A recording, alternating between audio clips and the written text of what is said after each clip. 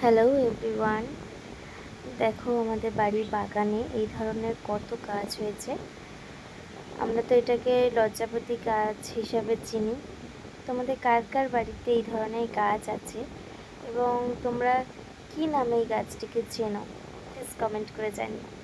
Thank you.